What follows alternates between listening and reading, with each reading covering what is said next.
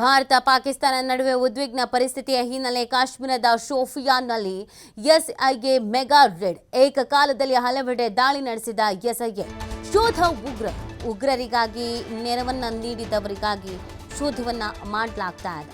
ಭಾರತ ಪಾಕಿಸ್ತಾನ ನಡುವೆ ಉದ್ವಿಗ್ನ ಪರಿಸ್ಥಿತಿಯ ಹಿನ್ನೆಲೆಯಲ್ಲಿ ಕಾಶ್ಮೀರದ ಶೋಪಿಯಾನ್ನಲ್ಲಿ ಎಸ್ಐಗೆ ಮೆಗಾ ರೇಡ್ ಅನ್ನ ಮಾಡಲಾಗ್ತಾ ಇರೋದು. ಏಕಕಾಲದಲ್ಲಿ ಹಲವು ಕಡೆಯಲ್ಲಿ ದಾಳಿಯನ್ನ ನಡೆಸಲಾಗಿದೆ. ಈ ಶೋಧವನ್ನು ನಡೆಸ್ತಾ ಇರೋದು ಎಸ್ಐಎ.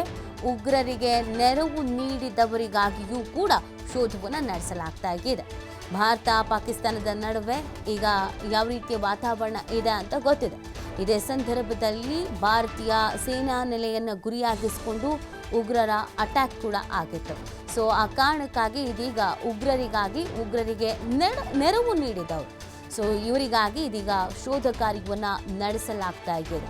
ಈ ಹಿಂದೆ ಕೂಡ ಪಹಲ್ಗಾಮ್ ದಾಳಿಯ ಸಂದರ್ಭದಲ್ಲಿ ಉಗ್ರರಿಗೆ ಸಹಕಾರ ನೀಡಿದವರನ್ನು ಸದೆಬಡಿಯಲಾಗಿತ್ತು. ಅನೇಕರನ್ನ ವಶಕ್ಕೆ ಪಡ್ಕೊಳ್ಳಲಾಗಿತ್ತು. ಕೆಲವರು ನಮ್ಮ ಸೇನೆಗೆ ತಗ್ಲಾಕೊಳ್ತಾ ಇದ್ದೀವಿ ಅಂತ ಓಡೋಗಿ ನದಿ ಕಾರಿದ್ದು ಕೂಡ ಇದೆ. ಸೊ ಇದೇ ರೀತಿಯಾಗಿ ಈಗ ಕೂಡ ಏನು ಭಾರತೀಯ ಸೇನೆ ನೆಲೆಗಳ ಮೇಲೆ ಅಟ್ಯಾಕ್ ಮಾಡೋದಕ್ಕೆ ಸಹಕಾರವನ್ನು ಮಾಡಿದ್ರು ಅಂಥವ್ರನ್ನ ಸದೆಬಡಿಬೇಕು ಅನ್ನುವಂಥ ನಿಟ್ಟಿನಲ್ಲಿ ಉಗ್ರರು ಜೊತೆಗೆ ಉಗ್ರರಿಗೆ ಸಹಾಯ ಮಾಡಿದವರು, ಆಶ್ರಯ ಕೊಟ್ಟವರು, ನೆರವಾದವರು ಯಾರೆಲ್ಲ ಇದ್ರೋ ಅವರಿಗಾಗಿಯೂ ಕೂಡ ಶೋಧವನ್ನು ನಡೆಸಲಾಗ್ತಾ ಇದೆ. ಏಕಕಾಲದಲ್ಲಿ ಹಲವು ಕಡೆ ದಾಳಿಯನ್ನ ನಡೆಸ್ತಾ ಇರುವಂಥದ್ದು ಎಸ್ಐಎ. ಉಗ್ರರು ಮತ್ತು ಉಗ್ರರಿಗೆ ನೆರವು ನೀಡಿದವರಿಗೆ ನಿರಂತರವಾಗಿ ಈ ಶೋಧ ಕಾರ್ಯವನ್ನು ನಡೆಸಲಾಗ್ತಾ ಇದೆ. ನೀವು ಗಮನಿಸ್ತಾ ಇದ್ದೀರಾ.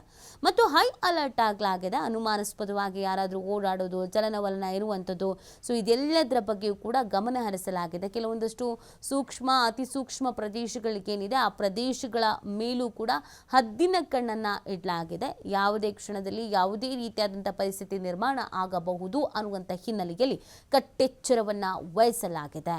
ಸೊ ಇದೀಗ ಶೋಧ ಕಾರ್ಯವನ್ನು ನಡೆಸ್ತಾ ಇರುವಂಥದ್ದು ಎಸ್ಐಗೆ ಈ ಒಂದು ಶೋಧ ಕಾರ್ಯವನ್ನು ನಡೆಸ್ತಾ ಇದೆ. ಉಗ್ರರು ಮತ್ತು ಉಗ್ರರಿಗೆ ನೆರವು ನೀಡಿದವರಿಗಾಗಿ ಶೋಧ ಕಾರ್ಯವನ್ನು ನೆರವೇರಿಸಲಾಗ್ತಾ ಇದೆ.